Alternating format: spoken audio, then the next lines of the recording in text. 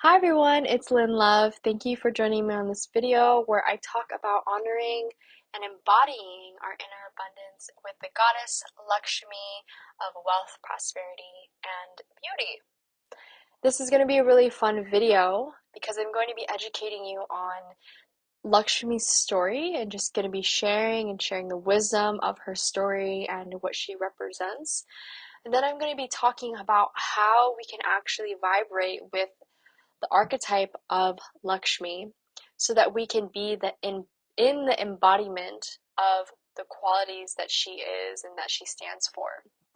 Then I'm going to be doing a second video about honoring one's inner abundance with a tarot pull and talk about inner abundance with the Voyager Tarot deck that I have. So please feel free to check out that video as well if you want an activation of the inner abundance using tarot as our tool for that.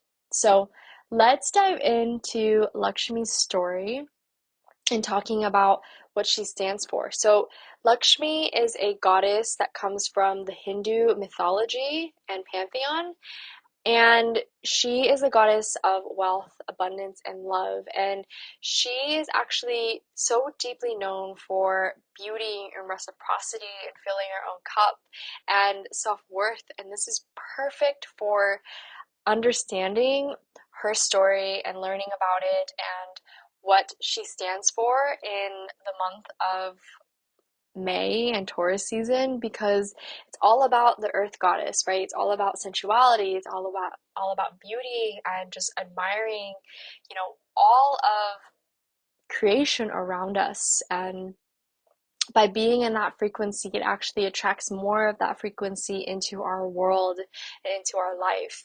So, again, bringing our attention to beauty and having gratitude for the things that we have actually brings more of that into our life. So, that is really important in terms of abundance and prosperity, because if we already step into the I already am that, I am surrounded by that constantly, then our life again brings in more life. Life brings in more life. So, super beautiful what she stands for, and I truly feel like when you begin to build a relationship with Lakshmi as a archetype or as a goddess and a guide, then she really begins to kind of teach you that her energy is already within you.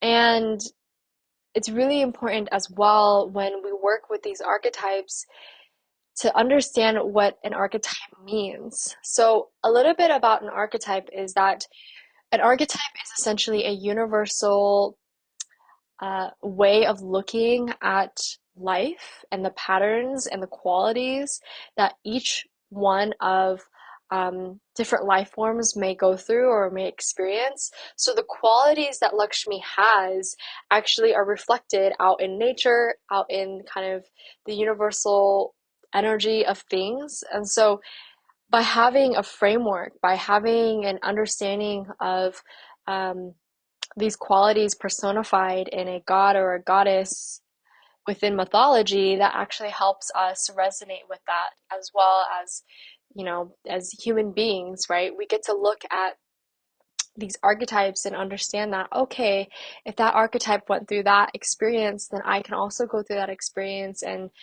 move from that with grace or with beauty, or be able to learn from the lessons of another archetype or another story and heal, right? Or transcend to the highest potential of your own being. So this is a really beautiful way of learning about ourselves and increasing self-awareness and self-acceptance and self-introspection, and be able to bring in these qualities that can be very transformative as well. So once we get to kind of contemplate or meditate or use any of the practices that connect us with the qualities that Lakshmi is or her archetype directly, then it can be a really powerful tool for transformation.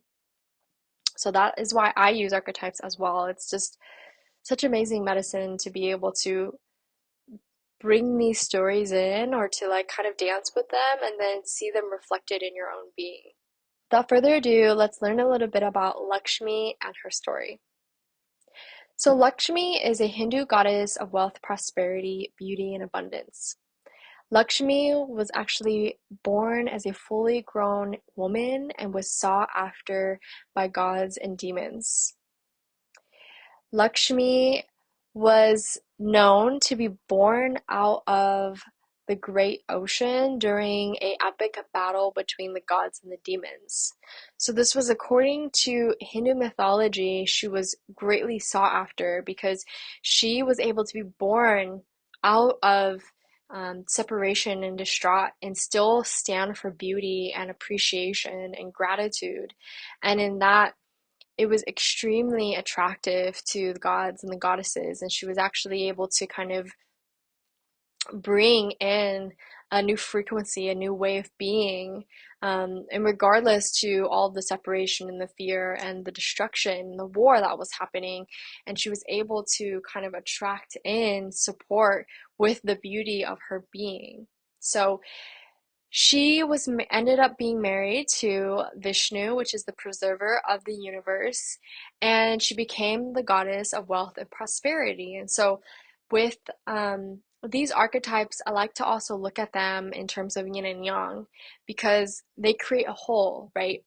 So, when learning about the gods and the goddesses, I like to look at them as yin and yang energetics. And I like to say, okay, well, to create the whole, yin and yang, yin as being the energy and the goddess energy of Lakshmi, and yang was the energy of Vishnu, the preserver of the universe. And those two energies create the whole or the Tai Chi symbol. Lakshmi was the yin to Vishnu's yang, in that she created the beauty, she created the essence of nature that is the lusciousness and the juiciness that we admire and just are in so much awe of when we are in nature and she is just vibrating at her fullest.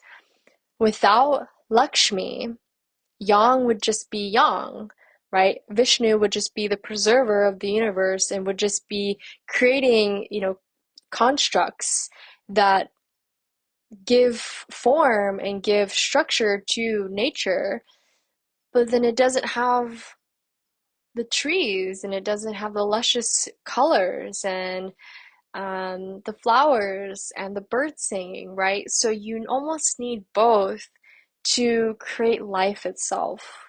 And so that's how I almost understand the connections between gods and goddesses within the Hindu pantheon is that once they're married, it's that they're actually creating a sacred marriage that is a dynamic seen within the universe and seen within nature. Lakshmi is often depicted sitting with a lotus in one hand and having coins in the other hand. And so this is going to represent her ability to be enlightened and to awaken people and herself and the environment around her, but then on the other hand be this abundant source of wealth and just beauty, and to also be just exuding that from her being.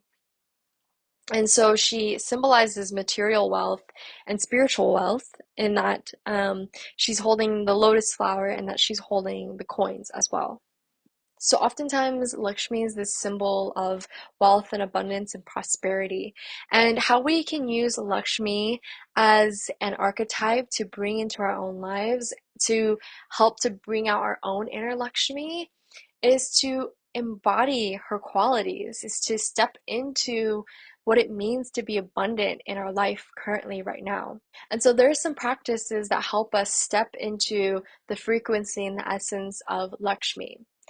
And how we can begin to do that is beginning to value ourselves and our time.